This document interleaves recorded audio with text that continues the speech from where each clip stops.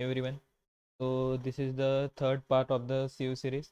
So basically this is the video which makes our series very different from other online tutorials. So basically I have created one question. It is a tough question. It might be tough for some, it might be easier for some, but the analytical part is very good. Okay, like I will explain in detail. So basically I have only created this problem, and so let's say interviewer ask you, like, there is an array of size n, and also he said to you, like, you are standing on certain position p, and p is basically index, you could say, and you could jump to any position any number of times, like you could say p to p plus k, or you could jump on backward side p to p minus k, and any number of times. So it could be like p to p plus 2k, p plus 3k, any number of times. And so you have to collect, there are like coins placed on the array. So coin value is already given. So what you have to do is you have to maximize, you have to select k such that your coin collection value will be maximum. So how will you be doing that? So basically, like, let's say this is the array, and we are starting on p naught position. Okay, and you could jump to p1, you could jump to p2, you could jump to p3, you could also jump to p4. So all these values will be collected, like we will assume like best case now, if you are given a k is equal to 2, so you will collect all of this, right? So we have to select such k, and how will you find such case that your value will be maximum? So basically what will be the brute force function for it? Let's say we assume our maximum answer could be 0, so we will update that accordingly. So now we will select each value from 1 to n, and basically why I have done sx equal to px modulo k here, because you know that, like, you are jumping k in front direction, then you will go to end, and then k in backward direction. Either you do that, or you could start basically from the leftmost position and then jump plus k only, right? So why not do that? So it's basically simple maths, like px modulo k will be giving the leftmost position. Same thing you do in like you find gcd function, right? So in that also you do the same thing. Sorry, I will not divert here. Okay, so basically sx equal to px modulo k, it will be giving the leftmost position. Simply you could remember also,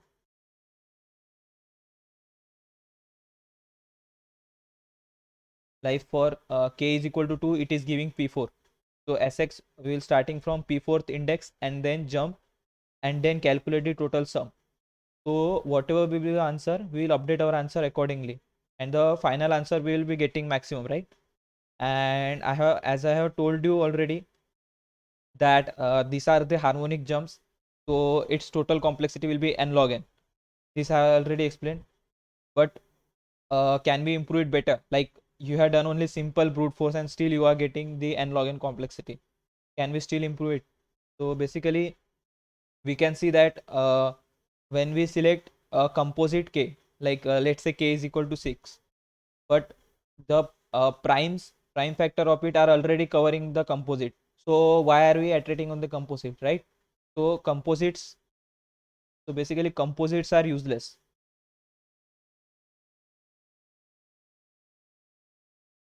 Composites are useless here, okay, for the jumping part. So we will select only prime k, right? And my algo will be changed from k for all k less than n to k only primes less than n. And if you see that this for loop, I had this inner for loop is same, so I have not written it again. So basically,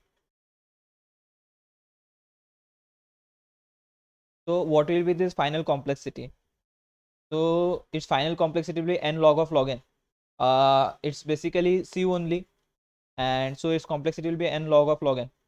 So you could also prove it here, like whatever I have given the simple trick to remember. If you don't have to derive the complexity every time.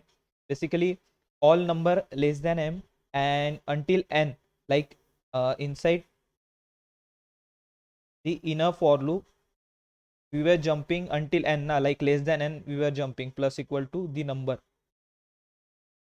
from the starting position plus equal to k where we doing, and only less than n up to we are going. Okay, so basically whatever number less than m, outside for loop is basically m and inside is n. Okay, this is outside, this is inside. This is the trick basically I have written down, so you could remember the complexity basic how are we doing that. But let's say we are not jumping all number outer side, we are jumping only prime number outer side. So only one extra log factor will be introduced and your complexity will be better, right? Obviously log of log is better than log, right? So if I was the interviewer, I would not have the simple question. This is the first part. So now basically in good interviews they give you a follow-up question, so same here I will do.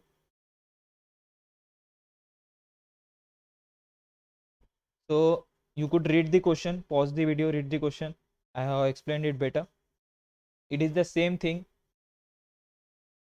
but first we are given the linear array. I have given the 2D version of it, where n into m, you could read the constraints of it and value of array and all that stuff I have done, because this 10 is to 12 to not overflow.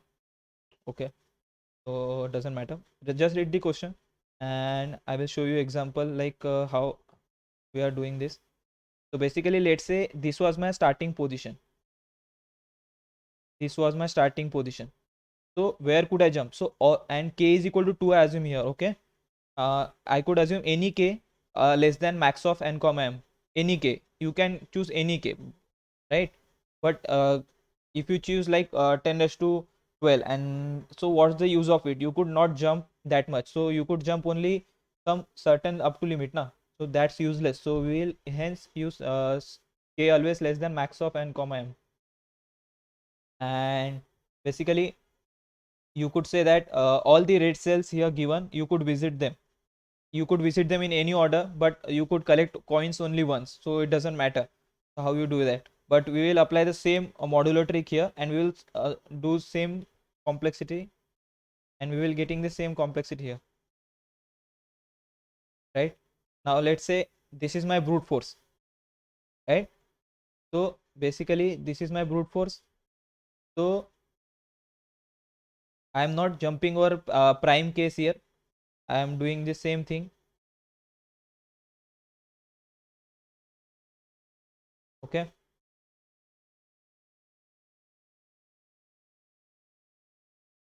so basically if let's say you are given only prime case, I have not assume like prime case because written down. Let's say this is the brute force. Okay, so what will be the final complexity here? It will be your starting position,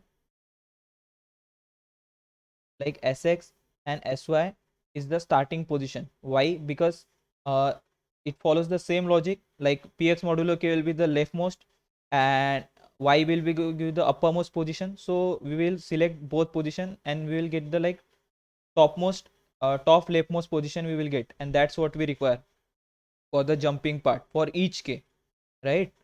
So basically as I have said, so uh, you could see my analysis like what I have did to derive the complexity. So what will be the complexity part? So if you see here, I have told you in first video that why how much this loop runs. Okay, so this run this much times, but here we are already on certain position that is allowed, so it will be like +1 in that. And also here this loop will run m minus sy by k. So if you see that these two loops, as we have done the modulo stuff already, the sx is not required and also sy is not required, it will be same as this one, right? and I have assumed n is less than equal to m without loss of generality. Okay, that don't don't remember that. Okay, but just I assume it for convenience. Okay, so basically n by k into m by k. This could be written down like this, like one is useless here, plus one if I have written it's useless. So after this becomes summation of this stuff, right?